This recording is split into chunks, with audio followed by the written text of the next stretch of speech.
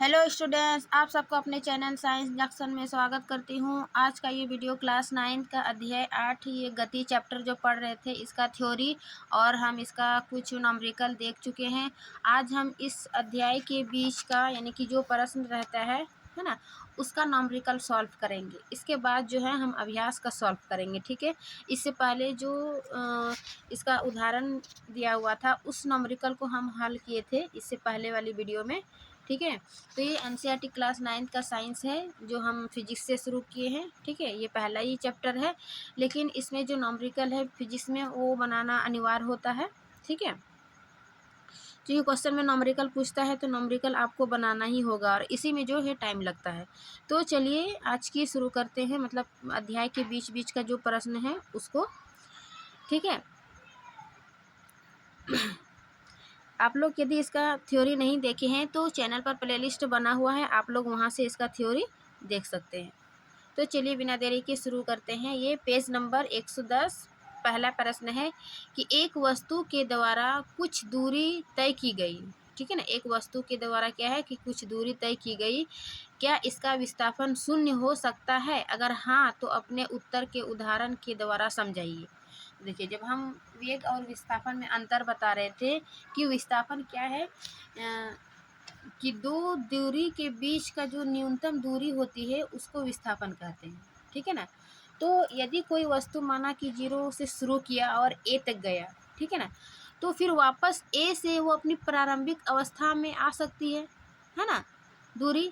तो ये इस केस में क्या हो जाएगा, इसका विस्थापन 0 हो जाएगा। तो वही बोल रहा है कि क्या कोई वस्तु एक स्थान से दूसरी स्थान में दूरी जो तय की, तो क्या इसका विस्थापन शून्य हो सकता है? तो हाँ, हो सकती है कि जब अपने प्रारंभिक बिंदु से अंतिम बिंदु तक दूरी तय किया, फिर अंतिम से प्रारंभिक में दूरी तय करती है, तो ये इसका विस्थापन जो है वो शून्य होगा, ठीक है ना। तो इस प्रकार इसका आंसर हो जाएगा एक्सप्लेन।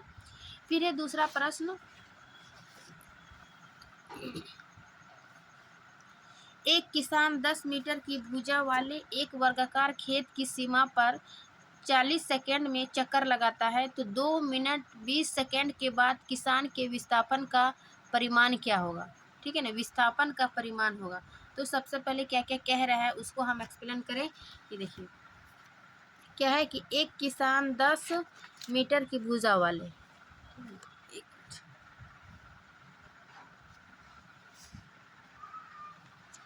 सबसे पहले कि एक 10 मीटर वाले भुजा वाले एक वर्गाकार खेत की सीमा क्या है ना, 10 चारों तरफ क्या है 10 मीटर बाय 10 मीटर।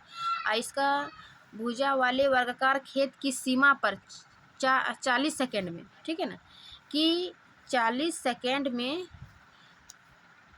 चक्कर लगाता है, तो 2 मिनट 2 सेकेंड के बाद किसान के विस्थापन का परिमाण क्या होगा। तो वर्गाकार खेत का परिमाप यानी कि आयत का परिमाप क्या होता है, 4a, यानी कि एक भुजा है ना गुना 4। तो और भुजा कितनी दी हुई है 10 सेंटीमीटर, तो 4 गुना 10 कितना हो गया 40 सेंटीमीटर। ये वर्गाकार खेत का परिमाप क्या निकला, 40 सेंटीमीटर। अब यही जो है कि एक 40 सेकेंड में एक चक्कर लगाता है, यानी कि जो परिमाप निकला 40 मीटर वही क्या लगाता है कि 40 सेकेंड लगाता है। यानी कि एक चक्कर में जो है, एक चक्कर में 40 मिनट में कितना समय लगाया, 40 सेकेंड लगाया, ठीक है। तो वही जो है 2 मीटर 20 सेकेंड के बाद किसान के विस्थापन का परिमाप क्या होगा। जब 40 सेकेंड में 40 मीटर एक चक्कर लगाया परिमाप हुआ, तो 2 मिनट 20 सेकेंड में कितना चक्रों की संख्या होगा, है ना। तो यहाँ पर चूँकि मिनट दिया हुआ है तो इसको हम सबसे पहले सेकंड में चेंज करेंगे, है ना। 2 मिनट गुना 60 सेकंड प्लस 20 सेकंड, तो कितना हो गया 40 सेकंड, तो 140 सेकंड। तो चूँकि चक्रों की संख्या क्या हो जाएगा, कुल समय बटे कुल परिमाप, इसका कितना चक्कर लगाया है 2 मिनट 20 सेकंड में, ठीक है, उस संख्या निकालेंगे। उसके बाद इसका जो है क्या बोल रहा है विस्थापन का परिमाप क्या होगा, ठीक। तो इसलिए चक्रों की संख्या क्या हो जाएगा, कुल समय बटे कुल परिमाप, यानी कि कितना समय लगा। जैसे 140 कुल समय कितना निकला 140 सेकेंड बट्टे परिमाप मेरा क्या निकला 40 मिनट मीटर, ठीक है ना। तो 40 मीटर जब इसको हम काटाते हैं तो कितना निकला 3.5 यानी कि 3.5, या फिर ऐसे भी लिख सकते हैं 3.5, ठीक है। अब जो है ये इसका संख्या मेरा निकला कि कितना चक्कर लगाया, ठीक। 2 मिनट 20 सेकंड के बाद किसान के विस्थापन का परिमाप क्या होगा। अब इसका हम जो विस्थापन हुआ यानी कि बिंदु विस्थापन क्या हो जाएगा, वही कि दो बिंदु की न्यूनतम दूरी को विस्थापन। तो किन्हीं दो बिंदु को ले लेते हैं कि ए सी, ठीक है ना। बिंदु ए से सी तक पहुँचेगा, ठीक है। तो इस प्रकार जो है ए से सी तक पहुँचेगा तो ये मेरा समकोण त्रिभुज बना ए बी सी या फिर ए डी सी, ठीक है ना। तो हम यहाँ पर ए बी सी लेते हैं, ठीक है ना। समकोण त्रिभुज ए बी सी में अब इसका फॉर्मूला हो जाएगा यानी कि कर्ण स्क्वायर बराबर ये आधार स्क्वायर जोड़ लंब स्क्वायर, ठीक है ना। तो ए सी बराबर ए बी स्क्वायर जोड़ बी सी स्क्वायर, ठीक है ना। चूँकि ये भुजा कितनी है 10 है, तो दोनों तरफ क्या हो जाएगा 10 स्क्वायर जोड़ 10 स्क्वायर, ठीक है। इस प्रकार ये ए सी बराबर यानी कि इसका वर्ग जो है इस पर आ गया 10 का स्क्वायर 100, 10 का स्क्वायर 100 और फिर ये दोनों पर वर्ग 200 का स्क्वायर करेंगे तो ये 10√2m, ठीक है ना। तो अतः विस्थापन जो है इसका जो विस्थापन निकला तो ये 10 और √2 मीटर निकला, है ना। विस्थापन सबसे पहले हम इसका परिमाप निकाले, उसके बाद एक चक्कर में जो परिमाप दिया हुआ है और उतना समय में कितना चक्कर लगाया, है ना। तो संख्या निकालेंगे तो ये मेरा 3.5 आया। उसके बाद जो इसका न्यूनतम मतलब विस्थापन क्या है, तो विस्थापन दो बिंदु के बीच की जो दूरी है उसको निकाल दिए, तो वो क्या हो गया मेरा विस्थापन, तो ठीक है। तो इस प्रकार ये 2 का आंसर हो गया। अब तीसरा नंबर है कि विस्थापन के लिए निम्न में कौन सही है, ठीक है। क्या यह शून्य नहीं हो सकता है, बी है इसका परिमाण वस्तु के द्वारा तय की गई दूरी से अधिक होता है, कि क्या निम्न में कौन सही है कि यह शून्य नहीं हो सकता। अभी हम बताए थे कि पहला ही क्वेश्चन में कि जब एक वस्तु प्रारंभिक से अंतिम जाती है फिर अंतिम से प्रारंभिक जाती है तो उसका विस्थापन जो है वो शून्य होगा।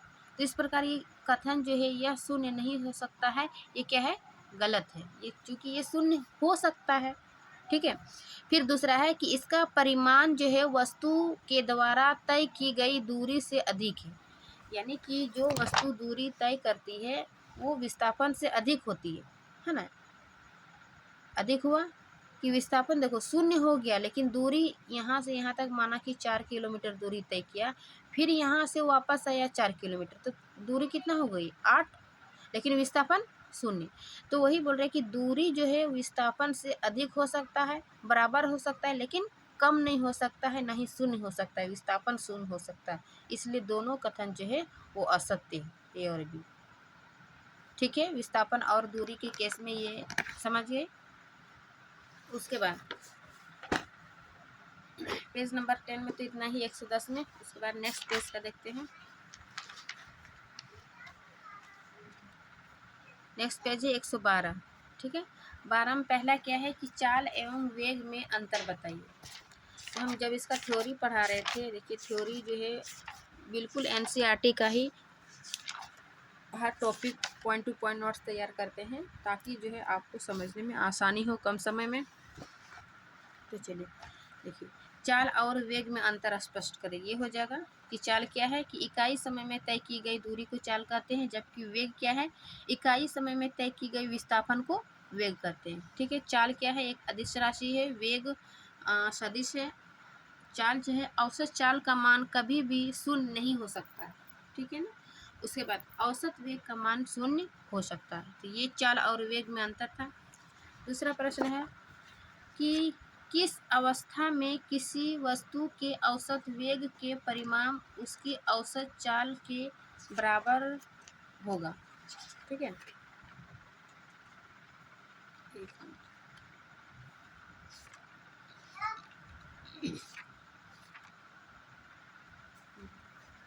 तो इसके लिए हम एक ग्राफ बताए थे,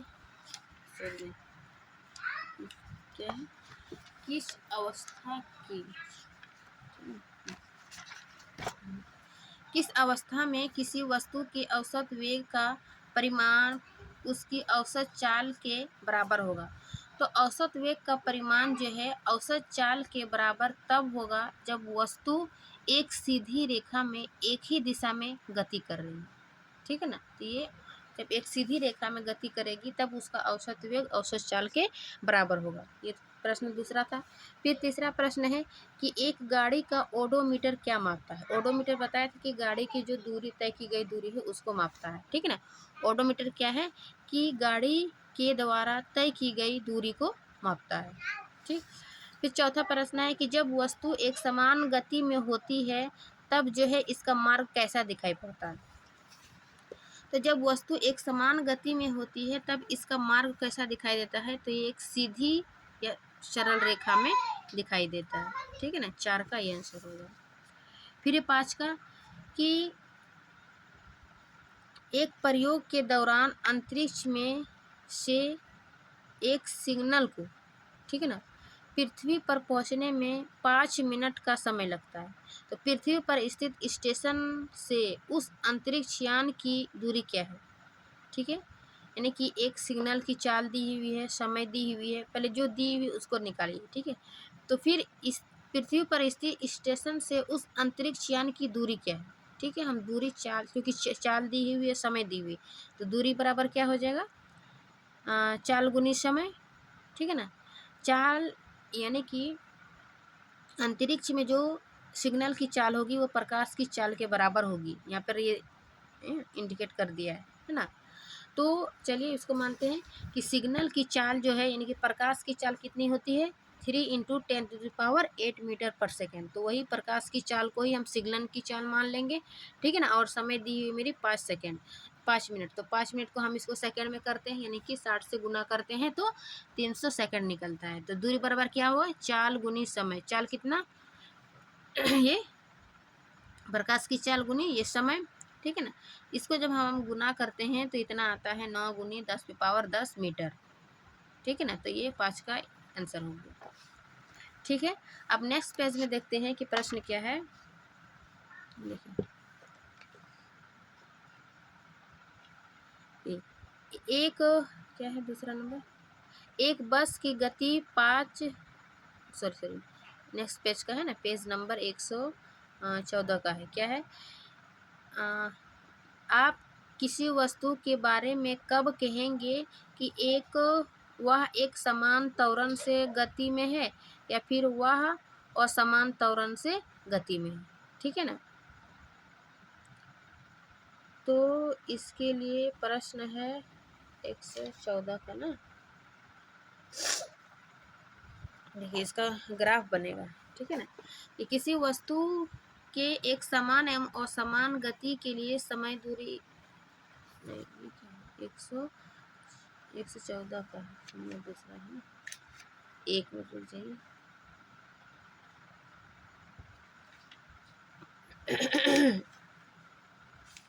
मेरी तबीयत डाउन वजह के होने से वीडियो भी नहीं बना रहे थे, फिर सोचे नहीं।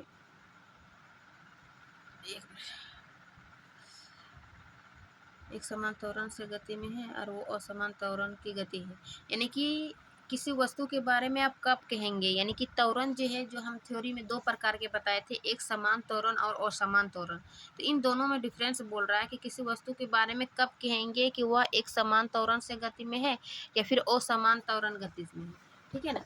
तो इसका यही होगा कि त्वरण जो है वो 2 प्रकार के होते हैं। पहला क्या है, त्वरण क्या हुआ कि वेग में परिवर्तन की दर को त्वरण कहेंगे। ठीक है ना। तो ये 2 प्रकार के होते हैं, एक समान त्वरण और असमान त्वरण।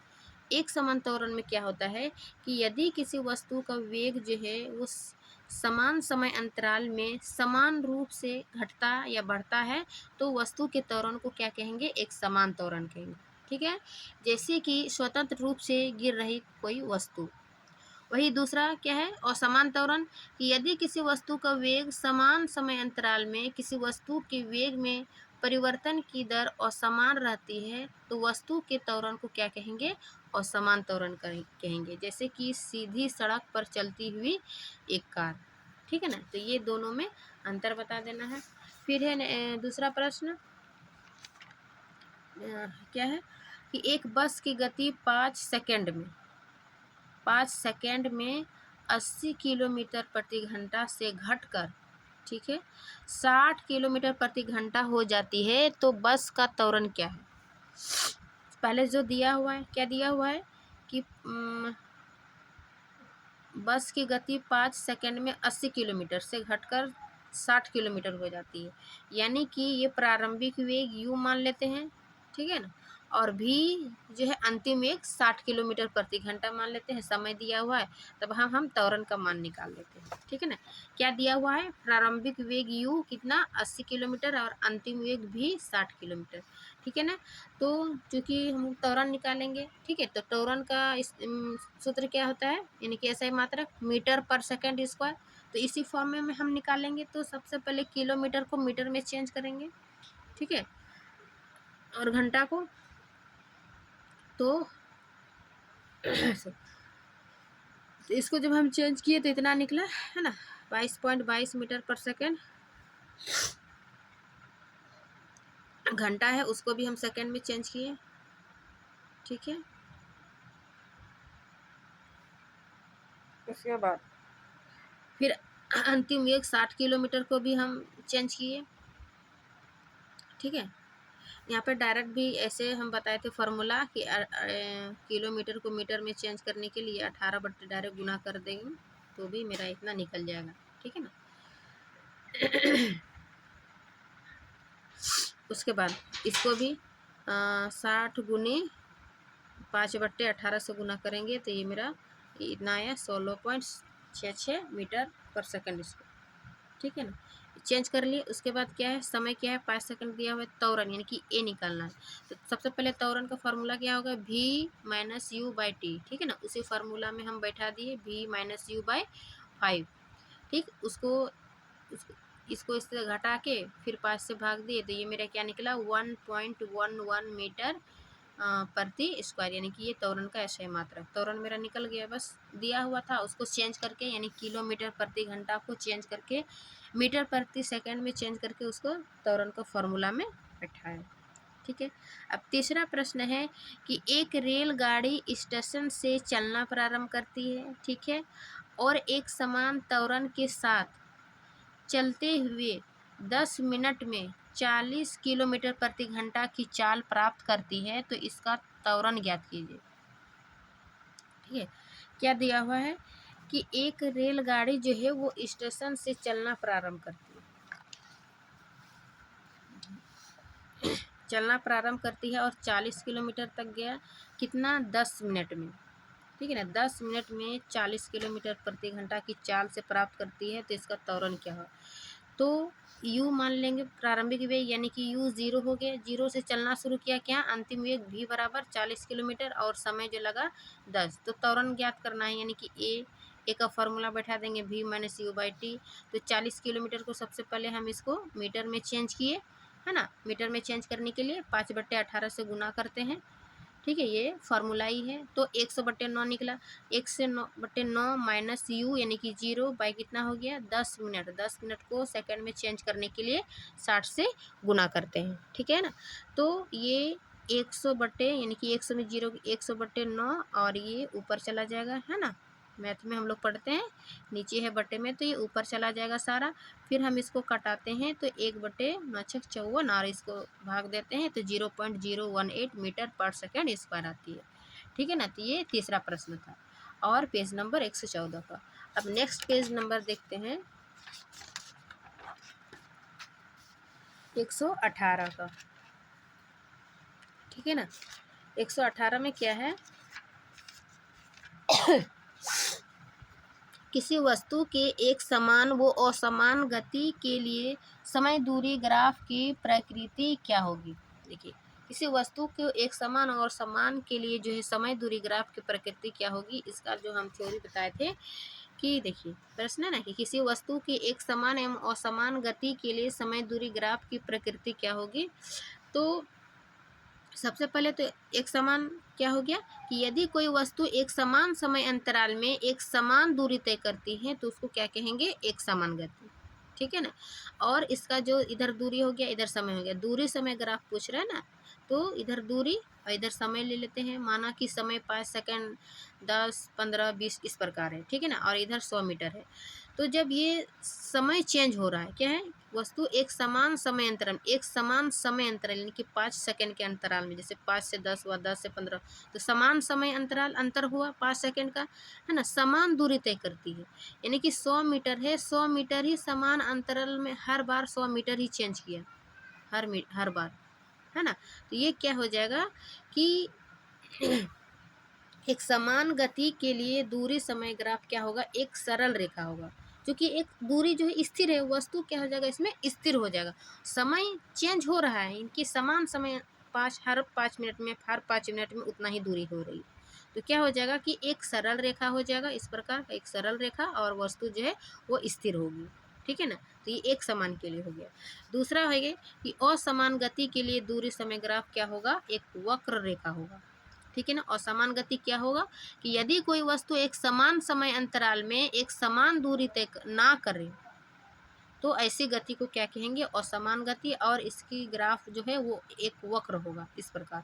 क्योंकि ये अलग अलग समय अलग अलग दूरी तय करेगा, तो ये कैसा होगा, एक वक्र होगा, है ना। इधर चाल और इधर समय हो गया।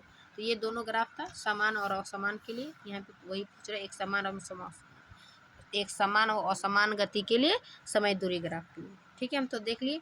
फिर है दूसरा प्रश्न, किसी वस्तु की गति के विषय में आप क्या कह सकते हैं जिसकी दूरी समय ग्राफ समय अक्ष के समानांतर एक सरल रेखा है। ठीक है ना। क्या है कि जिसका दूरी समय ग्राफ जो है समय अक्ष के समानांतर एक सरल रेखा में। तो सरल रेखा के लिए मान लेते हैं कि ये समय अंतराल जो है सेम है। ठीक है ना। हर 1 मिनट में क्या हुआ, 2 मिनट दूरी तय कर रही, 2, 4, 6, 2 मिनट तय कर रही। अभी जो एक समान त्वरण के लिए बताए थे, वही क्या हो गया कि वस्तु स्थिर है। तो वही कि किसी वस्तु की गति के विषय में आप क्या सकते हैं, है ना, क्या कह सकते हैं कि दूरी समय ग्राफ यदि समय अक्ष के समानांतर एक सरल हो तो ये क्या हो जाएगा, वस्तु जो है स्थिर हो जाएगा ना, है ना, कि एक ही दूरी तय कर रही है, चाहे समय अंतराल एक ही हो, है ना। तो वस्तु जो है विराम अवस्था में है, क्योंकि समय बदलने पर भी वस्तु की स्थिति जो है वही रहती है। ठीक है। तो दूसरा प्रश्न था। अब तीसरा प्रश्न क्या है कि किसी वस्तु की गति के विषय में आप क्या कह सकते हैं जिसका चाल समय ग्राफ समय अक्ष के समानांतर एक सरल रेखा। यहाँ पर क्या था कि दूरी समय ग्राफ समय अक्ष के समानांतर एक सरल है। यहाँ चाल समय ग्राफ समय अक्ष के समानांतर एक सरल रेखा। देखिए दोनों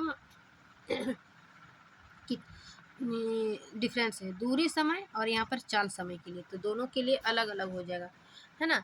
कि कह सकते हैं कि समय चाल समय, तो इधर दूरी, है ना, और इधर समय ले लेते हैं, अक्ष के समानांतर हो। तो वस्तु एक समान चाल से गति कर रही है तथा इसका त्वरण जो है वो शून्य हो जाएगा, इसका चाल और समय के लिए। लेकिन दूरी और समय के लिए ये क्या था, वस्तु स्थिर था। जबकि क्या है यहाँ, जबकि चाल और समय, इधर क्या हो जाएगा, चाल और समय। चाल समय के लिए ग्राफ अक्ष के समानांतर एक सरल रेखा क्या हो जाएगा, गति से कर रही, इसका त्वरण शून्य हो जाएगा और इस प्रकार इसका ग्राफ बनेगा। ठीक है। तीसरा हो गया। चौथा क्या है कि वेग समय ग्राफ के नीचे के क्षेत्र से मापी गई राशि होगी। ठीक है ना, क्या होगी, तो इसका आंसर होगा कि वेग समय ग्राफ के नीचे क्षेत्र से मापी गई राशि की तय की गई दूरी। ठीक है ना, जो तय की गई दूरी विस्थापन तथा परिमाण होगी इसका। ठीक है, चौथा प्रश्न। अब इसका नेक्स्ट पेज का प्रश्न देखेंगे।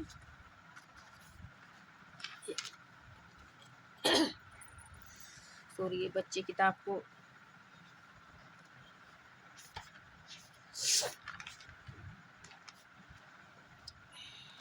ठीक है ना। फिर भी हम पढ़ के समझा दे रहे हैं कि कोई बस विराम अवस्था से चलना प्रारंभ करती है, ठीक है ना। यदि आपके पास बुक है तो आप बुक लेके बैठिए और बस समझ के बनाते जाइए, ठीक है ना।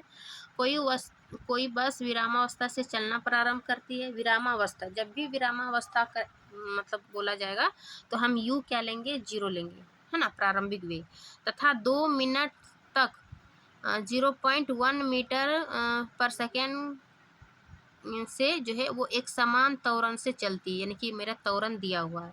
परिकरण कीजिए क्या, प्राप्त की गई चाल तथा तय की गई दूरी, यानी कि चाल और दूरी निकालना है, ठीक है। तो पहले जो दिया हुआ उसको ले लेते हैं। क्या दिया हुआ है, u बराबर यानी कि प्रारंभिक वेग 0 और त्वरण मेरा क्या दिया हुआ है 0.1 मीटर सेकंड स्क्वायर, ठीक है ना।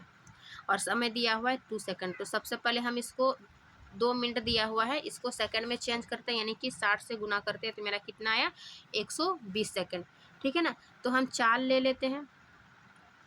अब चाल बराबर कोई ये फार्मूला नहीं माइंड में आए कि चाल बराबर दूरी बट्टे समय, है ना। ये भी बैठाएंगे कब, जब मेरा दूरी ही नहीं दिया हुआ है। दूरी दिया हुआ है हमको, दूरी तो निकालने बोल रहा है दूसरा पॉइंट में, क्या, एक में चाल और दूसरा में दूरी, ठीक है ना।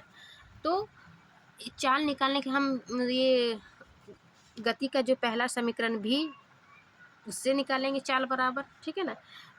तो भी बराबर क्या होता है u प्लस ए टी, चूँकि मेरा u दिया हुआ है, a दिया हुआ है, t दिया हुआ है, ठीक है ना। आसानी से हम चाल निकाल लेंगे इसका, बस मान पुट करेंगे। u का मान 0, a का 0.1 और गुनी t 120। जब हम इसको गुना करते हैं तो ये मेरा निकलता है 12 मीटर पर सेकंड, ठीक है ना, वेग चाल। अब दूसरा प्रश्न है कि दूरी का फॉर्मूला ये गति के तीसरा समीकरण u t plus half A T square, ठीक है। इसी के मान में बैठा दिए u 0 और t 120, हाफ ए त्वरण 0.1, ये पॉइंट को हटा के इसको 0 दी है, ठीक है। बस मान बैठाइए और उसको हल कर दीजिए। टी स्क्वायर यानी कि 120 गुना 20, है ना, सेकंड दिया हुआ है। फिर इसको कटा उटा के मेरा कितना निकला 720 मीटर, ये क्या निकला मेरा चाल, ठीक है ना। यहाँ पर चाल और ये दूरी निकल गई, ठीक।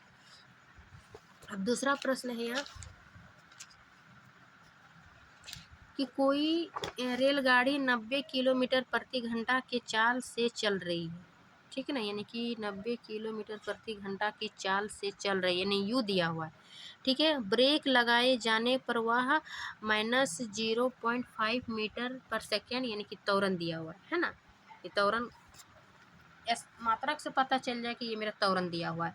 त्वरण है तो एक समान त्वरण उत्पन्न कर रही, वही त्वरण उत्पन्न कर रही। तो रेलगाड़ी विरामावस्था में आने के पहले कितनी दूरी तय करेगी, ठीक है ना, दूरी पूछ रहा है। तो सबसे पहले जो मान दिया हुआ वो लिख लेते हैं कि u मेरा 90 किलोमीटर प्रति घंटा, इसको सबसे पहले हम मीटर में चेंज किए तो 25 मीटर पर सेकंड निकला, ठीक है ना। उसके बाद त्वरण मेरा दिया हुआ है माइनस, है ना, 0.5 मीटर पर सेकेंड स्क्वायर, ठीक है। और भी मेरा 0 है तो दूरी निकाल लेंगे s, ठीक है ना। तो इस फॉर्मूला में यदि हम बैठाते हैं गति के तीसरे समीकरण से, तो ये मेरा t जो है समय नहीं दिया हुआ है ना, तो इस फॉर्मूला में जो है फिट नहीं हो रहा है। तो हम दूसरा समीकरण मान लेते हैं कि 2as बराबर v square minus u square, ठीक है ना, क्योंकि मेरा v भी दिया हुआ है, u भी दिया हुआ है और a और s निकालना है, ठीक है। तो इसका हम फॉर्मूला में बैठाते हैं 2 गुना a जो दिया हुआ है त्वरण s, फिर v square minus u square v square, यानी कि 0 और u कितना दिया मेरा 25 है ना, 25 मीटर पर सेकंड स्क्वायर। तो यहाँ पे बैठाए, बस इसी को बैठा के हल करके मेरा कितना निकला दूरी 625 मीटर, ठीक। तीसरा प्रश्न है कि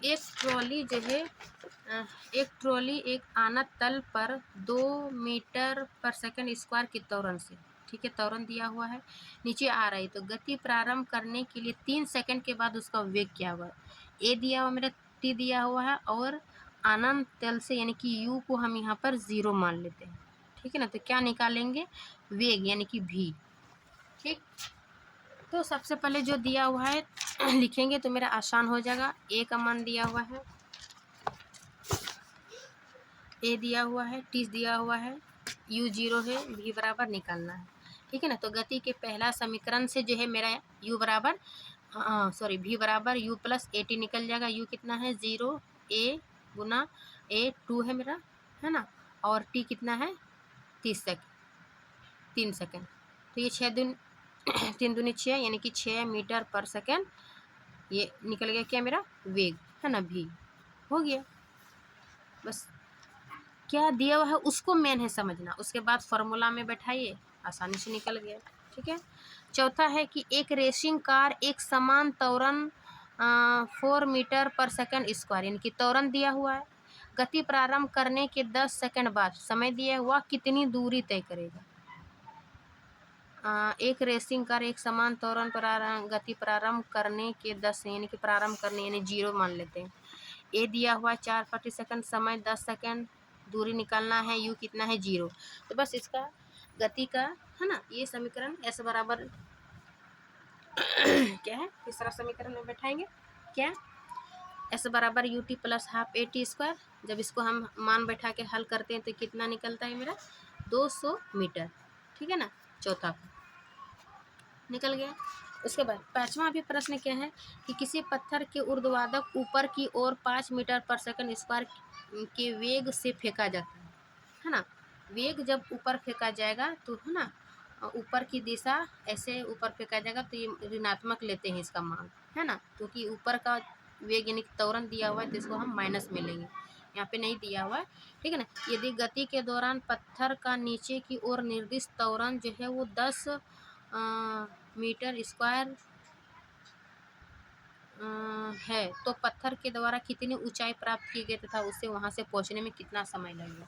ठीक है ना। यू मेरा 5 क्या है 5 मीटर का कि वेग से फेंका जाता है, यू सॉरी ये यू हो जाएगा, तुरंत ये 10 हो गया। ठीक है ना। यू 5 मीटर पर सेकंड स्क्वायर है पर सेकंड है, भी क्या है 0, ए त्वरण यानी कि ऊपर की दिशा जो है हम ऋणात्मक लेंगे, ए माइनस 10 मीटर पर सेकंड स्क्वायर, हमको क्या निकालना है दूरी और समय। ठीक है ना। चूँकि यू दिया हुआ है, भी दिया हुआ है, ए भी है, एस निकालना है, टी निकालना है। तो टी निकालने के लिए एस निकालने के लिए हमको तो ये फार्मूला चाहिए, एस बराबर U T plus half A T square. ठीक है ना। फिर टी नहीं है तो सबसे पहले हम टी निकालते हैं। टी निकालने के गति के पहला समीकरण में यानी कि भी बराबर यू प्लस ए टी। ठीक है ना। इसका मान में हम बैठाते हैं तो ये मेरा टी निकल जाएगा, चूँकि यू है ना, ए है, ठीक, भी है, बैठाएं तो टी कितना निकला मेरा 0.5 सेकेंड, है ना। इसको हल करके 0.5 सेकेंड निकला। फिर इसी को हम क्या करेंगे इस फार्मूला में बैठाएंगे, है ना। एस बराबर यू भी हो गया, टी हो गया, हाफ ए टी स्क्वायर मेरा निकल गया। इसको जब हम यहाँ पर बैठाते हैं तो मेरा मान निकलता है 1.25 मीटर। ठीक है ना। इसको हल कर लीजिएगा, यहाँ पे थोड़ा सा मिस्टेक हो गया इसलिए हम काट दिए। ठीक है। पॉइंट में क्योंकि पॉइंट में है तो थोड़ा सा ध्यान से यहाँ पे पॉइंट हल करके अब तो इतना समझ में आ ही गया होगा कि बस मान सबसे पहला जो दिया हुआ है उसको लिखेंगे, उसके बाद जो पूछ रहा है उसका फार्मूला लिखेंगे। ठीक है ना। और फार्मूला में उसको पुट करके हल कर देंगे तो मेरा आंसर निकल जाता है। तो इसका आंसर हो जाएगा दूरी 1.25 और समय जो है 0.5 सेकंड निकला। ठीक है ना। ये तो इस अध्याय से जितना भी बीच बीच का प्रश्न था यानी कि पेज में, वो सभी प्रश्नों को ऑब्जेक्टिव हम हल किए। इसके नेक्स्ट वीडियो में जो है इसका हम अभ्यास का जो भी है ना, इसमें ज़्यादातर नंबरिकल ही है यानी कि जो फार्मूला बेस्ड है तो इसको हम हल करेंगे। ठीक है। तो यदि आप इसका थ्योरी और इसका पिछले वीडियो में जो नंबरिकल नहीं बनाए हैं वो नहीं देखे हैं तो आप पहले वहाँ प्लेलिस्ट में जाके इसका नंबरिकल और इसका थ्योरी वाला पार्ट पढ़ लीजिए तो जो है आपको समझने में आसानी होगा। ठीक है ना। तो उम्मीद करती हूँ कि ये वीडियो जो है वो अच्छी लगी होगी। अच्छी लगी तो लाइक एंड सब्सक्राइब ज़रूर करिए। मिलते हैं इसके नेक्स्ट क्लास में, तब तक के लिए थैंक यू।